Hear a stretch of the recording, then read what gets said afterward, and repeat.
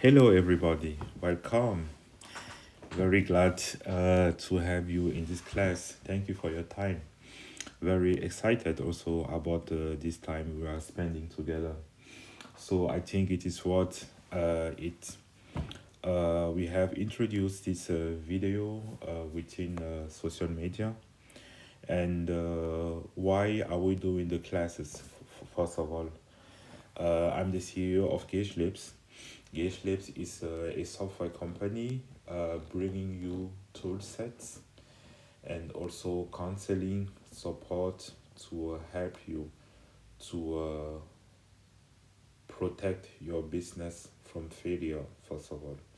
So, we are saying that are you really serious about your business? So, are you serious about what you are doing as a business? And do you really want to protect this business from failing? Because most of the time people are doing this business, for example, as a side hustle, and I'm talking about online business. So online course, online shipping, or selling something online. Most of our customers are doing it as a side hustle or as a main hustle, being in the beginning or in the middle of the journey, and having some struggle, let's say, to make the breakthrough, or basically to protect their business from failure. And we want to help them there. And therefore, we are proposing these courses, which for now are for free. And by these courses, you have specific topic which you approach to first of all give you more skills which help you to improve your business accordingly. And the more and more you participate to our course, the more and more you get the right skill set, right? To help you to understand your product, and also to also understand also how, let's say, handling an online business works, because all online business works, let's say, in a similar way. That for sure, they all work in a similar way. And if you have the information, the skill set, the tool set, the counseling accordingly, then you can break it through. We will say it in the end, but we say it in the beginning. You can also feel free to contact us through our website for a specific counseling, so that you and me check your website specifically, and also figure out, okay, which kind of problem do you have, how can we help, and so on. So getting into this topic of today we want to show you that one aspect you have to think about when you have an online business is how, what do I do when somebody is buying my product using a foreign currency. And most of the time, when it's using a foreign currency, he's also using a foreign payment method. And here we would like to help you to understand four aspects. If you don't understand these four aspects, you lose money. But if you do that, you save money, and also even more, you earn additionally money, as we do within our website gation.com. So let's get right into it. We are talking about the handling of foreign currencies, right? From for our use case, so I'm in Germany, our company is in Germany. We are using euros as local currency. So people being in our local area pay our product in euro, but people from other areas pay our product in their local currency, which can be, for example, US dollar or Chilean pesos. And that is what's happening. On the one end, you have the mapping between euro and US dollar from Google. Basically, Google is asking some server, hey, give me the rates between euro and US dollar, and that's what you get.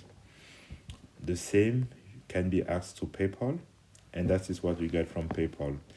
You can already see that by the rate of PayPal, you get less US dollar out of 1 euro.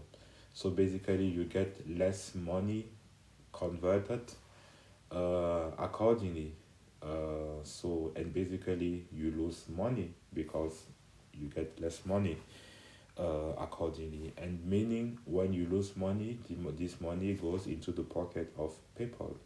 So the first thing you have to know, out of currency conversion itself, PayPal earns money. And here we are not dissing PayPal and not talking bad about PayPal because basically all payment methods does the same, just with different rates. That's the first thing to understand. The next thing is that the two, as there are many uh, currencies which has a high fluctuation. For many currencies, the mapping within the same day can change dramatically. I'm taking here Chile as example and Chilean pesos. And here you see that we have one rate within euro and Chilean pesos. A couple of minutes later, for the same request by Google, we have another rate between euro and Chilean pesos.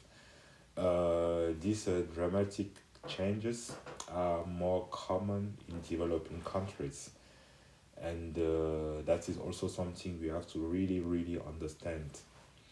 Because if you understand only already the two things, you already see that there are two factors impacting your income when you have sales in a foreign currency. So, and you then have a third factor influencing your income. The third factor is that you have uh, normally the PayPal rate, yeah. So you have the PayPal rate basically, or the PayPal fee, if you want to put it better, PayPal fee calculator. So normally you have a fee which PayPal is providing to you for specific services, and here you have a nice fee calculator with many numbers and so on and so on, and with many rates. So for example, 2.49% plus something and so on. So here that is one thing you have for the same currency. So if the vendor is using euro, in my case, and also I'm using euro, so the vendor is bypassing euros through PayPal. Sender and receivers use the same currency. There is this kind of fees applying for PayPal. Then there is another kind of fee applying if the money of the sender is different than the money of the receiver. So that is the third kind of, let's say, additional income a payment service like PayPal is getting when a payment is done in the currency of the buyer being different than the currency of the seller. So basically, we can put it together the following way. If I sell a product using PayPal for 100 euros, for example, in my company, I can expect having 100 euros when somebody is also using euros accordingly. I can expect say, okay, I have 100 euros. If I use PayPal, then I have the PayPal fee, which you see here. I don't know, 3.5%, something like that. Then I can say, okay, roughly 96 euros or 96.5 euros. That is something I can expect having, right? And I can apply it to my calculation, and I can apply it to also my benefits calculation and so on, because I have also to spend money to provide this product and service to my customers. Now, if the customer use another currency, so if the customer want to buy the same product which costs 100 euros, but he use US dollar or he use Chilean pesos, it's another story. And here I have to anticipate on it, because if I not anticipate on it, I lose money, that for sure. And therefore, for the reason I have let's say presented to you, I mean, we are using our software to anticipate on it. By the first, we anticipate first on the currency mapping because we are the one defining our own currency mapping. So you saw here, for example, between euro and US dollar, we saw this mapping 1.07 by Google, and we saw 1.02 by PayPal, and we make 1.1. So basically, we have more out of it. So basically, we win accordingly. So that's the first point. That is something we can set, we can change, and we already have made the setting accordingly. We also have made another setting for Chilean pesos. So as we can recall here, we have 9:13. On the one end, a couple of minutes later, by Google, same we have 9:11 roughly. On the other end, from this for the same mapping, and so to see how big the fluctuation is within the same day. And also here, I recall that most of the times you can get money from your, let's say, buyer, but you don't get the money in your pocket the same day. It takes some days, it can take a week, whatever. And if you can see already this fluctuation within a couple of minutes, can you imagine how big the fluctuation is after 1 week when you get your money? So you have to think about. Therefore, also here we anticipate and we put this number, and we pursue our anticipation, and we put also here this 9%. The 9% you see here, it is about our additional, let's say, percentage accordingly. Therefore, you see here the 9%, and it helps us to anticipate on the additional fees of PayPal, because we know that okay, PayPal takes between 10 and 20%, and we know that Chilean pesos is fluctuating a lot. Therefore, we put this 9%, and we know that okay, fluctuating a lot compared to euros, but we know that the fluctuation between US dollar and euro is not so big. Therefore, we put 0%. We can change it all the time. So that's basically the idea behind. Will help us then also to win in the end, because when we see then in the end such a product in for example, so that is the standard price. So if somebody pays in euros, that is what he will get for this, let's say, product and service. But for some reason, some customer can say no, I pay in US dollar because that is my currency, that is my bank, and so on. And then accordingly, we can convert, let's say, the product in US dollar. And that is what will happen when the product is sold in US dollar accordingly. So here you see the prices, and you can see here 165 US dollar.